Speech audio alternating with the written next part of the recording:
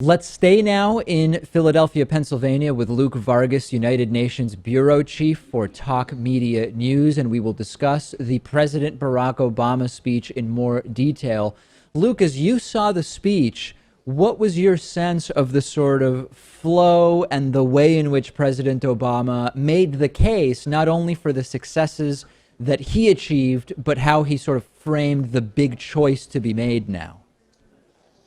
What he seemed to be doing was warning foremost against, I suppose, the atrophy of American democracy as embodied by the Trump electorate. In a sense, people staying at home, watching television, maybe going out to the occasional rally, and that being essentially the extent of civic action. Instead, what he's calling for, and you saw this in this phrase he used to describe Donald Trump, didn't say his name all that often, but Yeah. warned of homegrown demagogues and said, basically you should reject the Messiah complex. Anyone who purports to be able to be a yes, I can man, you should counter with something more organic, a yes, we can. And that chant took just mere seconds to begin being heard around the arena. And I think this is an interesting area for the president to stress because in a way he can speak from experience here. His own personality-driven politics, as seen in 2008, didn't really go all that far. I mean, it perhaps gave him enough momentum to get into office, to begin to get some Democrats into Congress. But then most of it was depleted by the end of healthcare reform and even Organizing for America, which tried to pair Obama's personality with sort of civic action. It also didn't go very far. It was planned to be invoked to try and push for immigration reform. That didn't really happen. Gun reform, which has leaned on Organizing for America, has also not really come to anything. So it's an area where Obama has some familiarity. And I think when he starts talking about how can you win an election in 2016, the Democrats in particular, and Obama as someone who's been able to drive Democratic turnout in the last two elections, can also speak from experience. He's saying essentially, and I thought this speech, the sort of tagline I wrote for it was a crash course in civic engagement, that essentially we need to focus on the basics, the community organizing that he's familiar with. We need to have a get out the vote effort. Democrats have a natural demographic advantage here. We've known that. We've seen increasing urban populations, increasingly diverse populations growing in size in the United States. And you pair that with a Trump campaign, which, and I know you have many, sort of Trump trolls who like to come through your forums and say, this guy is going to win. But I would encourage them to put in the comments, where is your local precinct? Who is your precinct captain? What is your get out the vote plan? It is not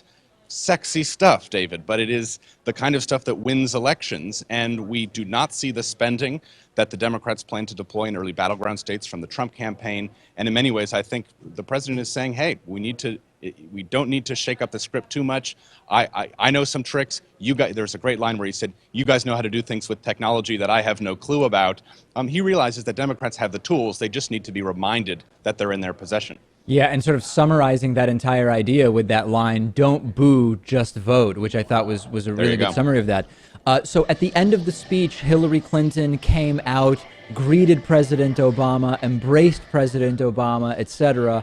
Talk a little bit about, number one, what the sort of reaction and feeling was to that, and number two, how you think this sets up Hillary Clinton for her speech tonight. Well, I think it's an open question whether or not such an extended embrace on stage was a good thing or not. You could totally see, sort of that sped up cartoon music playing as the two of them hold each other and walk around the stage in a Trump ad. I mean, he is certainly trying to align Hillary Clinton with his legacy, and it's up for the American people to decide whether they want, Obama term 3 or not. I think what was interesting here after a Republican convention in which the people speaking on stage on behalf of Donald Trump and the Republicans were not talking about his ideas, we also did not hear the president hyping any of Hillary Clinton's policies. He was essentially talking about her like you might talk about a doctor, someone who has experience, they know how to diagnose things when they come in front of them, but they're not the ones, supplying the ideas. They're not the wellspring of policy. And in a sense, the president seemed instead to be saying the American people need to wake up. There was a line that I think it maybe didn't get the applause it deserved, but it's something that really caught my attention. He said, criminal law is written at the local level. Essentially, if you want to fix a vexing problem like gun violence, or you want to try and eliminate or reduce, racial injustice, you need to go to the polls and elect judges, people at your local level. And he paired that with talking about Hillary Clinton as someone who is familiar with American diversity. You put the two together there, and he's essentially saying, don't look to Hillary Clinton for the ideas. You need to wake up. You need to start talking about the ideas that matter. And in many ways, I thought that, though still very subtle, was perhaps the best play at unity to the Bernie Sanders camp we've seen this week, in which Bernie Sanders has been saying, this revolution is yours. The president is saying, this next president you might have is yours. You tell her what you think is important. Put people in at the local level who also are saying that, and she's the person who will be able to put it all into context and perhaps get something done. But again, it was certainly not an endorsement, I don't think, last night from President Obama of Hillary Clinton's policies. She'll present them today, but he was basically saying, you know, she's your voice. She's a stand-in for the policies you want. We'll see how far that can go. Yeah, more of an endorsement as a person than of the specific issues and positions, no doubt about that. Luke Vargas, United Nations Bureau Chief for Talk Media News in Philadelphia, Pennsylvania. We will be watching tonight, Luke. Thank you as always. Thank you. Bye-bye.